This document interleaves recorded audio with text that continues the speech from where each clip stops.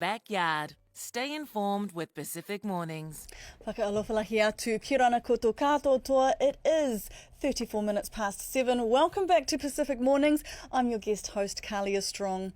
Now, every Thursday morning, we're joined by a Pacific MP, Palmerston North MP and Labour Party spokesperson for Transport, Oceans and Fisheries. Tangi Utikere joins us now. Morena.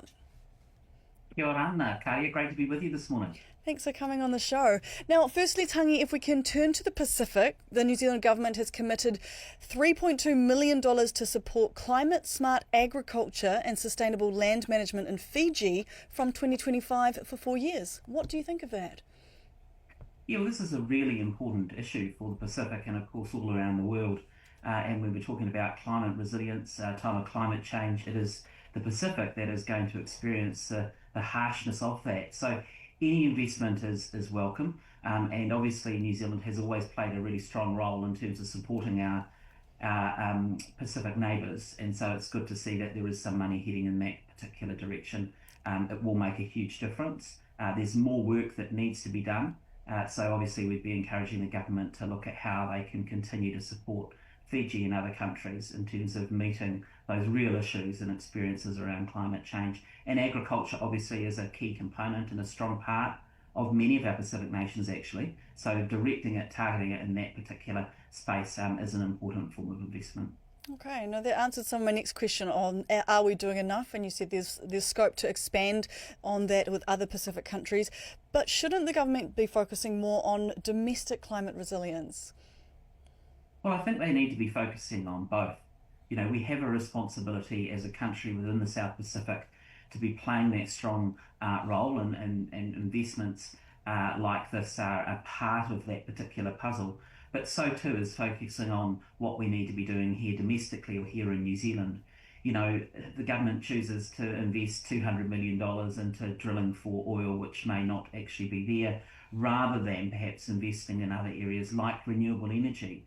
You know, I come from a community in Palmerston North where on the ranges we see wind turbines generating wind energy as a form of renewable energy. So, you know, the government, while this is a positive step, there is still a lot of work to be done here in New Zealand, and the government at the moment seem to be prioritising other aspects of life rather than actually looking at investing in renewable energy, which is unfortunate, but we'll continue to apply the pressure in that space. Do you believe New Zealand is doing enough to strengthen our labour mobility and economic ties with Pacific nations?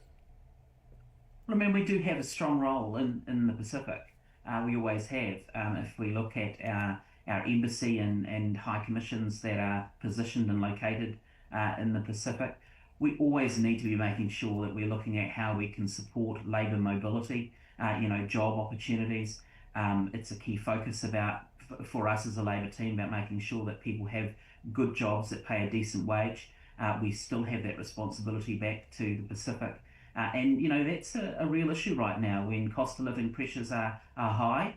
We all know that Christopher Luxon promised that he would make those pressures go away. Anyone who turns up to the supermarket now, doesn't matter where you are in this country, the price of butter, the price of cheese, the price of staples are really going through the roof. And so we do need to think about labour mobility, the role that we play as a country. We've always been strong in that particular area. Labour has backed that relationship over many years, and it's something that we'll continue to look to support where we can. Now, just to your role on spokesperson for Oceans and Fisheries, there's been some suggestions that New Zealand should be more proactive with their Navy patrols to assist Pacific nations' security and fishing concerns. Is that something that you think there's scope for?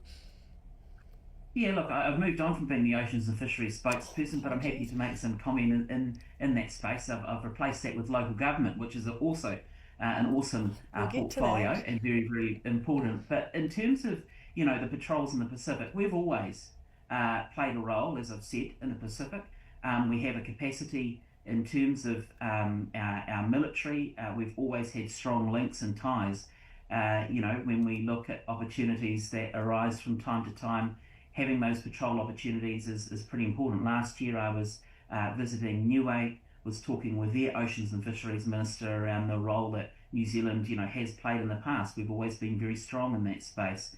Again, last year took a chance to visit in London the organisation that looks at international fishing and the like. And so New Zealand has a key role in this particular space. I think it's important that we do that in strong partnership with governments of the Pacific, that we don't just sort of bevy ourselves in there. And New Zealand has a pretty proud and strong history of good relationships with, governments in the South Pacific. And so it's about where we can continue to support their needs, where they think we can go, because a strong, resilient South Pacific is good for our Pacific communities, but it's also good for New Zealand as a nation. So we need to do that in tandem. Yeah, absolutely. Hey, turning now to housing, the latest census shows a 37% increase in people living without shelter since 2018, despite more than $1 billion spent on emergency housing. Do you think the government is taking the right approach to tackling homelessness? No, they're not. They are absolutely taking the wrong approach around this. They are not investing in homes. We have people in our communities all around New Zealand who will see that Kāinga Ora's approach to home building has basically ceased. And I can point out a number of vacant land opportunities in my own community where they basically put up bollards to stop people from going through. That is not tackling issues around, housing for folk. People deserve to have access to a warm, dry, secure, affordable home.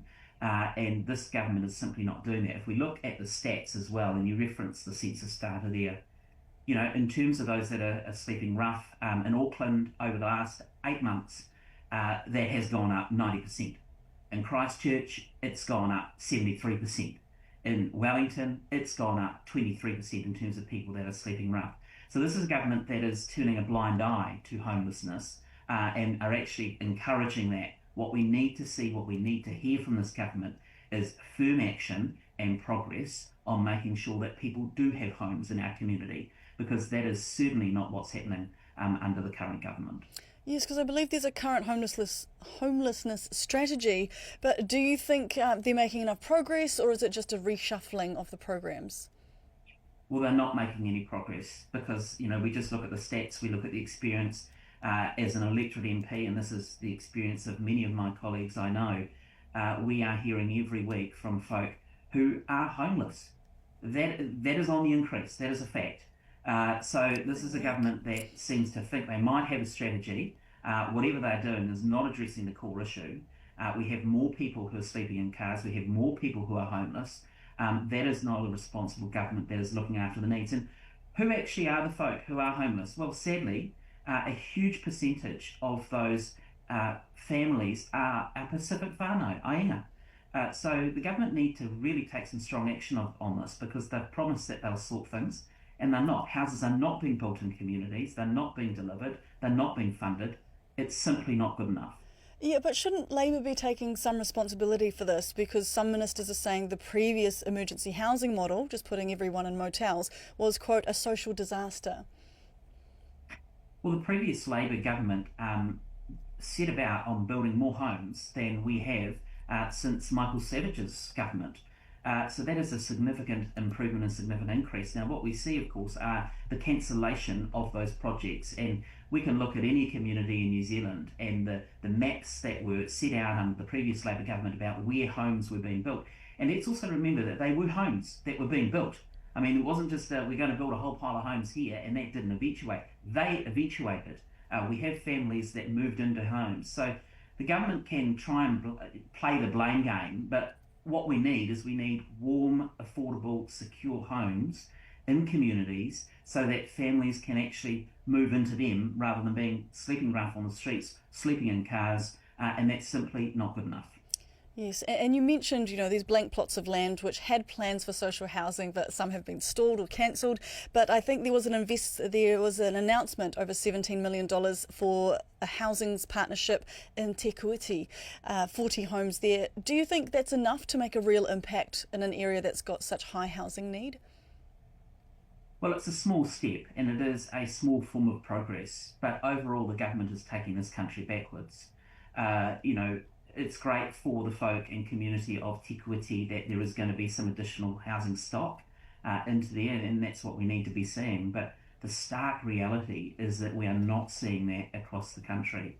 We are actually seeing disinvestment in housing needs. We're seeing a lack of progress. We're seeing homes that were sort of proposed for development, or areas of land that was proposed for development. And in Te Kuiti, it's great to see that level of very small investment, but that is significantly, unfortunately, outweighed by the mass lack of progress in housing all across the country. The government talks a big game around this. What they need to be doing is they need to be replicating the build in Te Kuiti all around the country. We need homes to be built. The government is slow on progress in that area. Interesting. And finally, you mentioned your new role as the spokesperson for local government. What's your thoughts about the proposal for central government to step in and control or cap what councils can charge for their rates? This is really unfortunate that the government are basically proposing something in isolation. They're saying rates are too high, and so we're going to cap rates. We need to step back and look why it is that rates are too high, and it's because this is a government that is not funding councils to deliver a range of things. They're saying, we're going to change water reform, we expect you to do everything, we expect you to have to fund all of that, we're not going to give you any additional finance for that. That makes it difficult. They're also landing a whole pile of unfunded mandates onto councils, which are things that they expect councils to do, but not prepared to give them the money for that. So, I'm not saying that we're opposed to rates capping, but we need to have a fair conversation about what it is we expect as a country, or central government expects local government to be funding in the infrastructure space, because there's a huge infrastructure deficit around the country, and then how we best meet the needs of funding councils to deliver that. To just say we're not going to give you any money at the same time we're going to cap the amount of rates, which is really the only way that councils can generate revenue or income, is basically, as our leader Chris Hipkins said last week when we were at the Local Government New Zealand conference in Christchurch, basically tying the hands of local government behind their back and constraining them. So we need to have a fair conversation around this, and the government are continuing to use local councils as what some would describe as a whipping boy. Yes, and just thinking about your trying to champion or represent Palmerston North, a large community with agriculture, a rural sector, but also the infrastructure investment. Is that going to be good for the people of Palmerston North and our Pacific communities there? Well, any infrastructure investment is good. The sad reality under the current government is that they're not investing significant levels of investment in Palmerston North. You're right, we're strong on agriculture, we're strong on logistics and distribution, we're strong on education, we're strong on food security, food safety and innovation. Those are the sorts of things that we need to be attracting investment in. Now, I know that the local council in Palmerston North has been trying really hard to engage with the government to attract that investment.